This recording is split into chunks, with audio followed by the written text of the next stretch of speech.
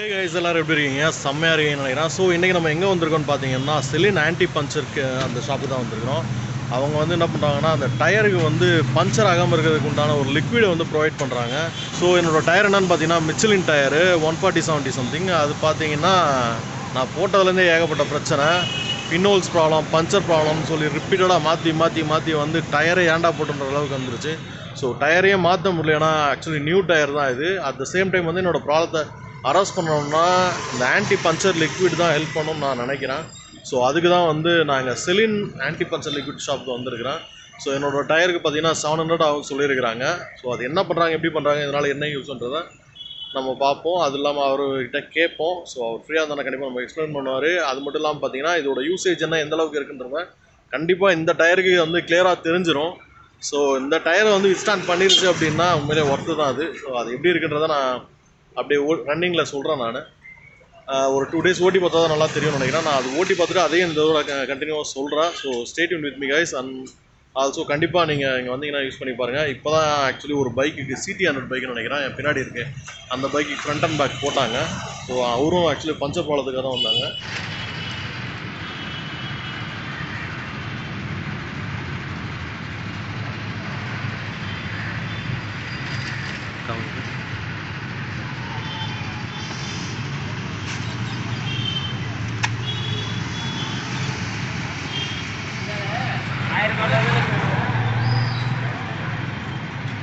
இது ஒன்றும் ப்ராப்ளம் வராது. இது ரொம்ப இறங்கலைங்க, உள்ளே போகல. ஏன்னா உங்கள் டைம் புதுசு இல்லைங்களா, அதனால் ரொம்ப உள்ளே போகல. இதுவே நார்மலாக இருந்தால் கட்டு தான் அதிகமாக வரும் உங்களுக்கு. ஏன்னா ஆணிங்கிறது ரவுண்டாக வரும் சார், இந்த ஃப்ளாட்டாக வருதுங்களா. ஆமாம், கோடு கோடு மாதிரி கிழிச்சிச்சுன்னா நம்ம கெமிக்கல் கூட நிற்காது, ஏன்னா இது அகலமாயிடும் வாய், கிழிஞ்சிரும். டயரே கிழிஞ்ச கணக்கு வந்து உங்களுக்கு டயர் புதுசுனால இது சப்போர்ட் பண்ணிடுச்சு, பெருசாக பபிள் வரல. Okay sir. போயிட்ட பச்சை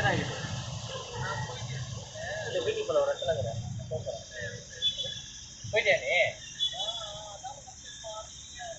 சரி சரி சரி. பார்த்தீங்கன்னா அது எடுத்து காற்று இறங்கிட்டுன்னு வச்சுக்கோங்க, வருவாங்க எனக்கு குறையணும்.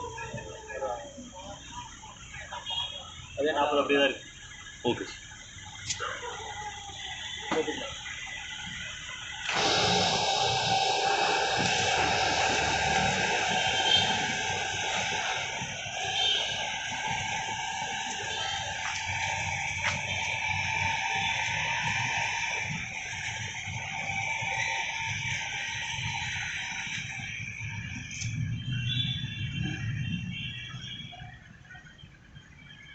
ஒரு 5 கிலோமீட்டர் ஓட்டுவீங்களா சார்? இப்போ போட்டதுக்கப்புறம் ஏன்னா அந்த லேயர் ஃபார்ம் ஆகிறதுக்கு 5 கிலோமீட்டர் ஓட்டணும். Okay sir. சரியா? ஓட்டினா தான் உங்களுக்கு நிற்கும். டோன் போய் நிப்பாட்டிங்கன்னா இப்போ நான் சும்மா சென்டர் போட்டு நான் அடைச்சி கொடுத்துருவேன். அங்கே போனால் லேயர் நிற்காது, வலிஞ்சு வந்துடும். அப்போ காத்திருக்கும். 5 கிலோமீட்டர் ஓட்டினா தான் உள்ள லேயர் அப்படியே நிற்கும். நிறுத்திட்டு 5 கிலோமீட்டர் ஓட்டிக்கலாம்ல, நிறுத்திட்டு ஓட்டுறது கெமிக்கல் போட்டு ஒரு 5 கிலோமீட்டர் என்ன பிரச்சனை இல்லை அப்படின்னா நீங்கள் நாளைக்கு கூட ஓட்டலாம். இவருக்குள்ளே எடுத்துருக்கேன்ல, அதில் திரும்பி ஃபியூச்சர் எதுவும் வந்துடக்கூடாதுன்னா ஒரு 5 கிலோமீட்டர் ஓட்டினா தான் உள்ள அப்படியே நேராக நின்றும், பெயிண்ட் அடித்த மாதிரி. டபுள்ஸில் எடுத்துன்னு போகலாமா? டபுள்ஸ் கூட எடுத்துக்கலாம். இது எப்படி சார் இவ்வளோ எம்எல் தான் நம்ம ஃபில் பண்ணுறோம் சார் தான் போடணும் அப்படி. ஸோ அதுதான் நான் இப்போ மெஷர்மெண்ட் பார்க்குறேன், ஒவ்வொன்றையும் கழட்டி பார்க்குறது மெஷர்மெண்ட். ரொம்ப ஃப்ரீயாக இருக்கும்போது அந்த கல்லெல்லாம் இருக்குல்ல, அது டயர் ஆக்சுவலி இது இல்லை நம்ம ரோடுக்கு ஏற்ற டயரே இல்லை சார். கரெக்டு சார், பட் அப்படியே வச்சிங்கன்னா ரோட் ட்ரிப்பே கிடைக்காது சார். ஆமாம், அட்லீஸ்ட் சண்டே ஒரு நாள் ஃப்ரீயாக இருக்கும்போது கொஞ்சம் எடுத்து விட்ருங்க. சரி. ஏன்னா நீங்கள் எஸ்டேட்லேயே ஓட்டுறீங்கன்னு ஓட்டும்போது திடீர்னு பிரேக் பிடிக்கணும் வராது.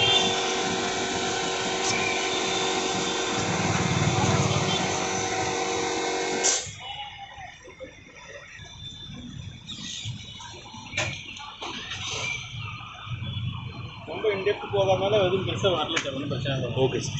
மார்க் பண்ணியிருக்கேன், பர்மனன்ட் மார்க்கர் தான். Okay sir.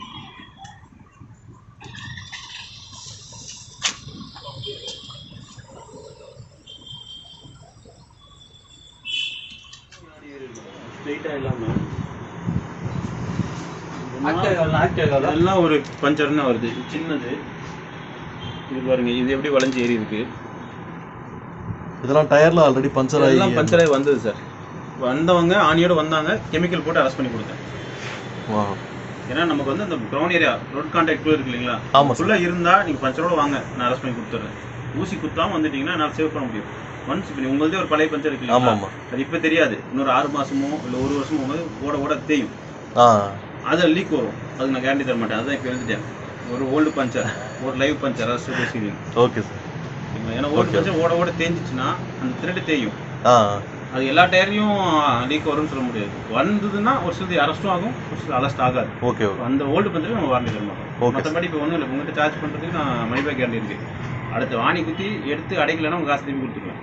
பழைய பஞ்சரில் வந்தால் மட்டும் தர மாட்டேன். Okay sir. சண்டேஸில் இருக்குமா சார்? அப்படியே இருக்கும் சார். ஆஃப் டே, அதாவது மார்னிங் டு ஈவினிங் ஆஃப்டர்நூன் 2:30 வரைக்கும். 2:30 வரைக்கும். Okay sir. இப்போ நம்ம இந்த லிக்விட் போட்டதுக்கப்புறமா ஏர் அடிக்கிற ஃப்ரீக்வன்சி இதெல்லாம் எப்படி சார் மெயின்டைன்? நார்மலாக நீங்கள் அடிக்கிறதோட எனக்கு குறைஞ்சபட்சம் ஒரு 4 to 5 days தள்ளி அடிக்கலாம். ஏன்னு சொல்லிடுறேன். இன்னைக்கு நம்ம நார்மலாக காத்திருக்கிறது வந்து அட்மாஸ்பியர் தான், மாய்ஸ்சர் கண்டென்ட் இருக்கு. ஆமாம். ரன்னிங்ல வரக்கூடிய ஹீட்ல அது ட்ரை ஆகும். நம்ம கெமிக்கல் உள்ள இருக்கிறது ஒரு கூலண்ட் ஹீட்டை குறைக்கும். அப்போ உங்களுக்கு காற்று அவ்வளோ சீக்கிரம் லாஸ் ஆகாது. இப்போ வாரத்துக்கு ஒரு செக் பண்ணுறீங்களா, என்னை பற்றி 10 நாளுக்கு ஒரு செக் பண்ணுங்க. Okay sir. அது நீங்கள் வாரத்துக்கு ஒரு செக் பண்ணும்போது கெமிக்கல் போடுறதுக்கு வாரத்துக்கு ஒரு போங்க, உங்களுக்கே தெரியும். ஃபார் எக்ஸாம்பிள் 5 PSA குறைதா, இந்த 2 PSA தான் குறைஞ்சிருக்கு. அப்போ இன்னும் ஒரு வாரம் தள்ளி காத்தடிக்கும்.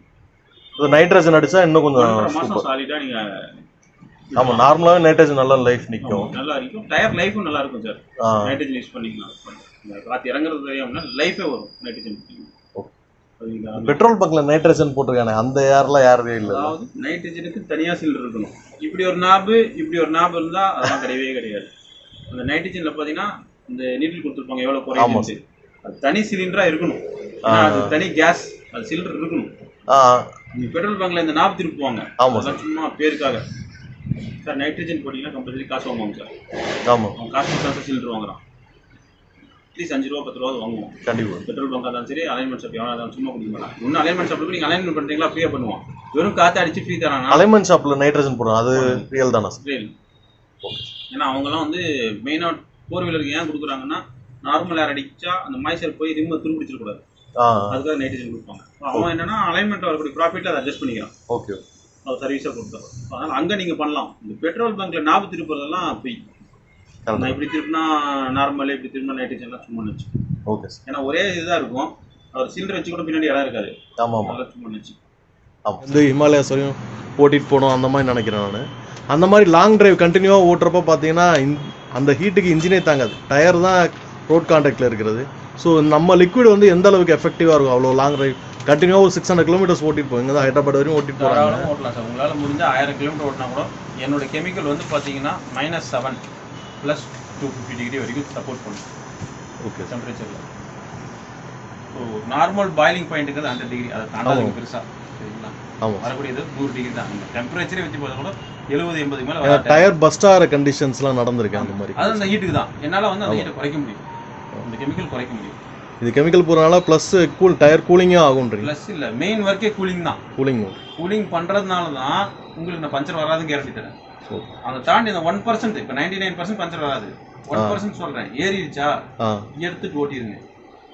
Okay sir. ஓகேங்களா? அது ஏன் அந்த 1% சொல்கிறேன், நீங்கள் சொல்கிறீங்களா இப்போ கண்டினியூஸாக ஓட்டுறீங்க 300 கிலோமீட்டர் நாளைக்கு கூட அந்த ஹீட் ஜென்ரேஷன் கொடுக்கும். ஏன்னா நான் 0 ஹீட் குறைக்கல, % தான் குறைக்கல. அந்த ஹீட்டில் ஏறிடுச்சுன்னா கூட நீங்கள் எடுத்துட்டிங்கன்னா எப்படி வருது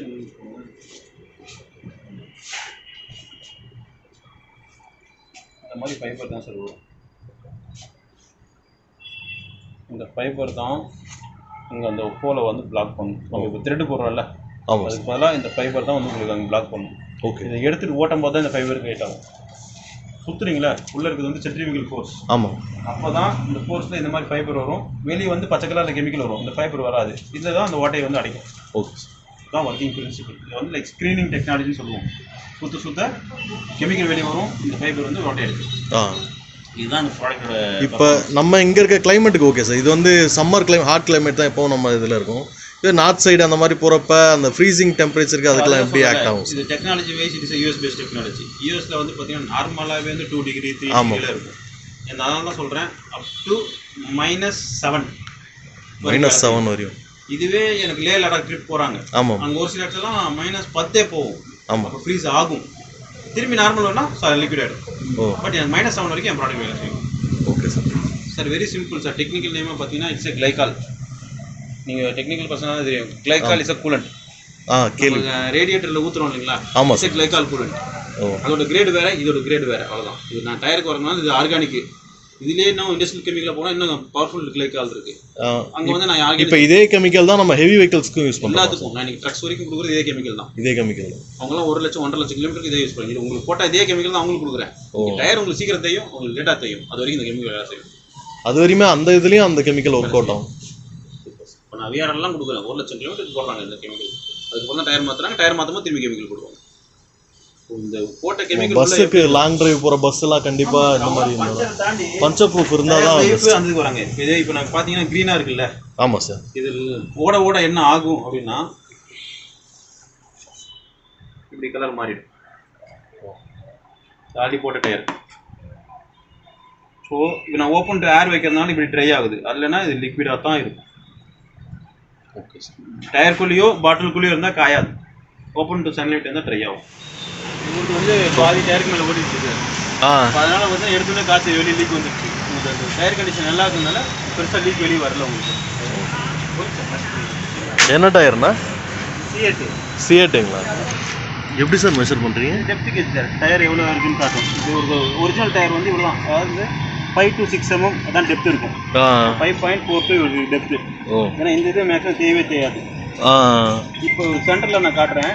ஏன்னா இப்போ பாதி தேஞ்சிச்சு நீங்கள் சொன்னேன் இல்லைங்களா? ஆமாம்மா. இப்போ காட்டுறேன்.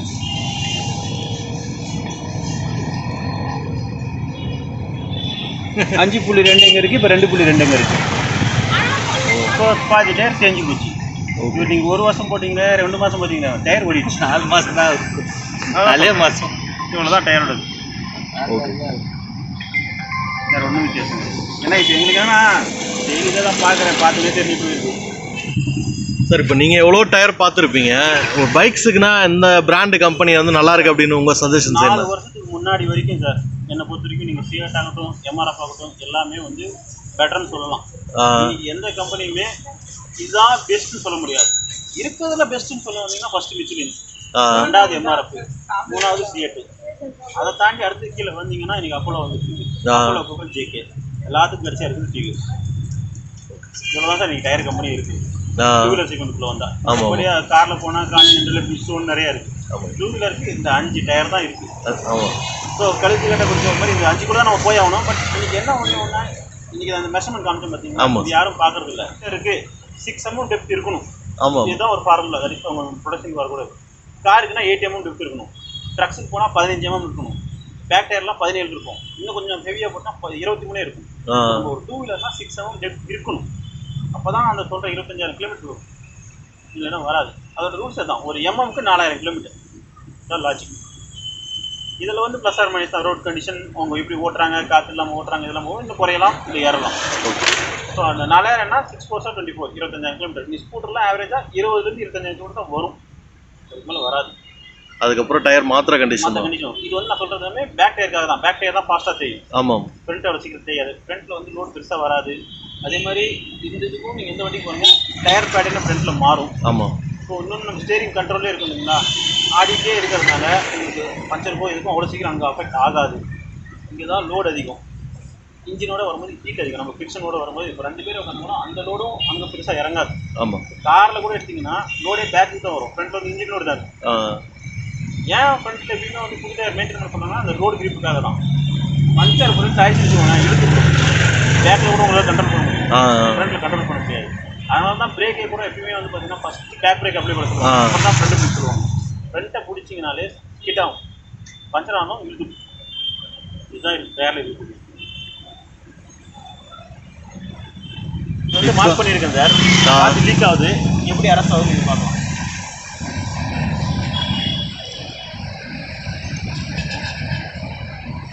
இது அளவு கம்மியாக ஊற்றினாலும் ப்ராப்ளம் தான், அதிகமாக ஊற்றினாலும் ப்ராப்ளம் தான். அளவு கம்மி ஊற்றினா கவரேஜ் வராது. அதிகங்கிறது ஒரு 50 ml எக்ஸ்ட்ரா கொடுக்கலாம். அதுக்கு மேலே அதிகம் கொடுத்தோம்னா லோ ஸ்பீடில் போனீங்கன்னா பிரச்சனை இல்லை. ஹை ஸ்பீட் போகும்போது வைப்ரேஷன் கொடுக்கும். ஏன்னா இது கொடுக்குறதே வந்து dia of the tyre, base of the tyre, that is aspect ratio. இதை பேஸ் பண்ணி தான் இந்த ஃபார்முலா குவான்டிட்டி எடுக்கிறாங்க. சார் உங்களுக்கு எப்படி ஆக்சுவலி இந்த ஆன்டி பஞ்சர் லிக்விட் பற்றி தெரியும்? அப்படிங்களா? அதை தான் கேட்குறேன்.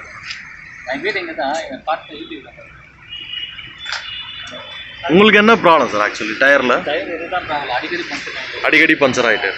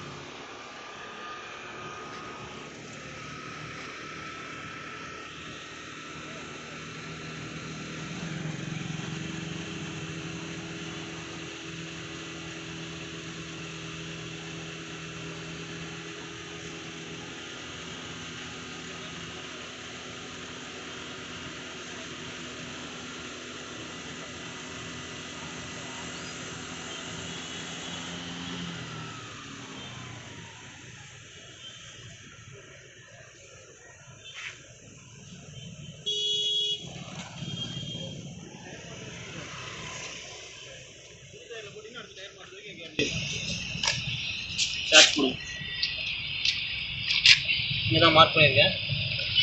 இந்த கேப்பில் தான் வந்தது. ஃபஸ்ட் நீங்கள் கை வச்சு பார்த்தாலே அந்த காற்று வராது. இப்போ வந்து புஷ்ஷுன்னு காற்று. ஓகேவா?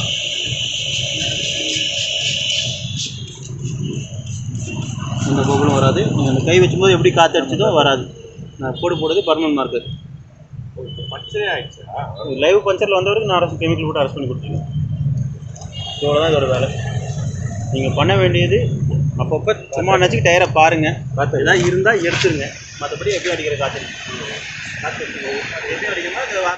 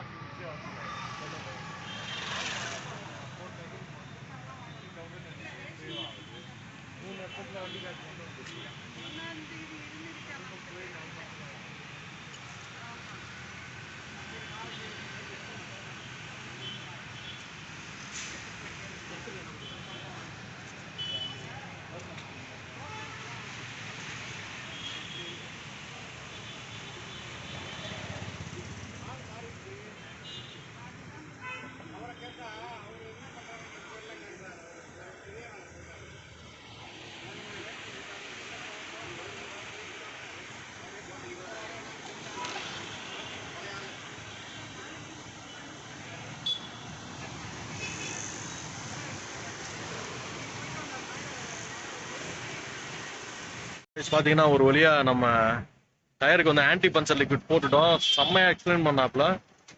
என்னோட டயருக்கு வந்து வித்ஸ்டாண்ட் பண்ணுச்சுன்னா உண்மையிலே அது ஒர்த்து தான் சொல்லுவேன். ஏன்னா என்னென்ன கண்டிஷனில் இருக்குது என் டயருன்றதை நான் ஆல்ரெடி உங்களுக்கு சொல்லியிருந்தேன்.